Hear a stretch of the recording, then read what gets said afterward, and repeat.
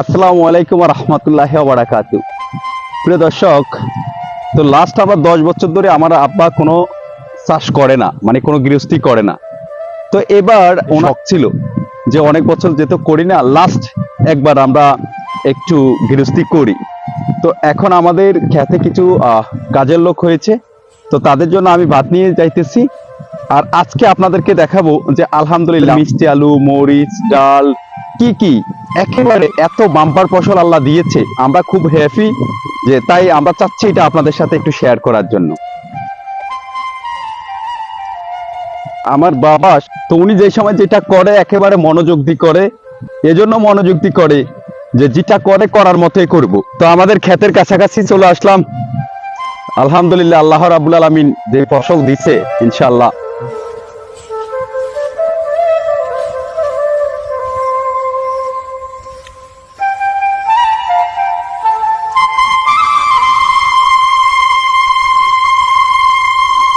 কতটুকু হইব যে 1 কেজির বেশি হইব।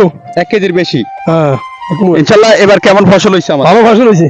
ভালো ফসল হইছে। ভালো ফসল। কৃষক কি খুশি হইব নাকি? খুশি খুশি। বাম্পার ফসল। বাম্পার ফসল, আমরা খুশি সব। লাস্ট কত বছরে এমন ফসল দেখেন না আপনারা? এই যে 4-5 বছর হয় হবে।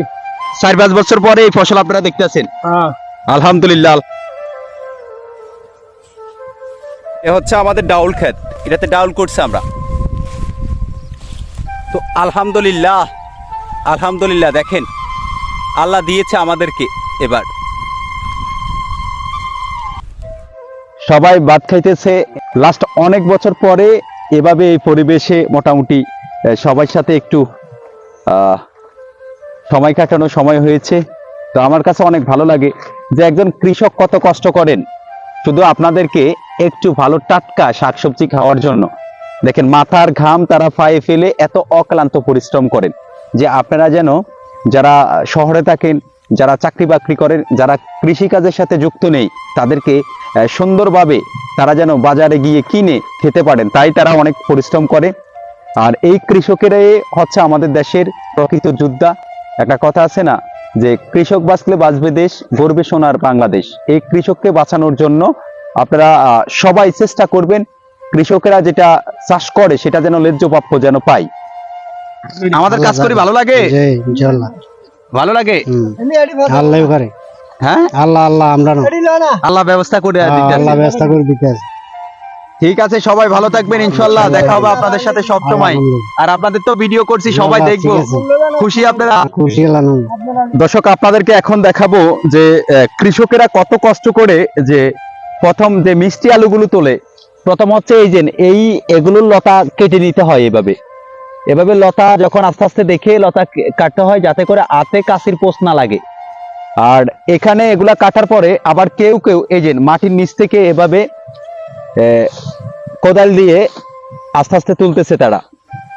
তো কৃষক অনেক কষ্ট করে, তাদের এই অক্লান্ত পরিশ্রমের জন্য আমরা হয়তো ভালো কোনো ফসল পাই। তারা অত্যন্ত পরিশ্রম করতেছে। আমার কাছেও ভীষণ ভালো লেগেছে যে বিশেষ করে যারা প্রবাসে থাকেন, যারা দেশের বাইরে থাকেন, যারা শহরে থাকেন, তারা এই সমস্ত পরিবেশগুলো অনেক মিস করেন, তারা দেখতে পান না। তো তাদেরকে একটু দেখার জন্য, তারা যেন আমার ভিডিওর মাধ্যমে দেখতে পারেন, তাই আমি আজকে এই ভিডিও করেছি। কৃষক বাঁচলে বাঁচবে দেশ, গর্বে সোনার বাংলাদেশ। মিষ্টি আলু আমরা 2 ঘন্টা জমিতে আমরা মিষ্টি আলু করেছি। তো 2 ঘন্টা জমিতে কত খরচ গিয়েছে আমরা আজকে জানাবো। 2 ঘন্টা জমিতে কত খরচ গিয়েছে? 6000 টাকা। 6000 টাকা। হ্যাঁ। তো মোটামুটি কত টাকা আর আলু বিক্রি করতে পারবেন? আলু আল্লাহর মতে 40,000 টাকার আলু বেচতে পারো। আল্লাহ এবার ভালো ফসল দিছি। তো প্রিয় দর্শক, এই 2 ঘন্টা জমিতে খরচ গিয়েছে আমাদের 6000 টাকা। আর এটা বিক্রি হবে ইনশাল্লাহ 40,000 টাকার মতো, প্রায় 34,000 টাকার মতো লাভ হবে, আল্লাহ দিয়েছে।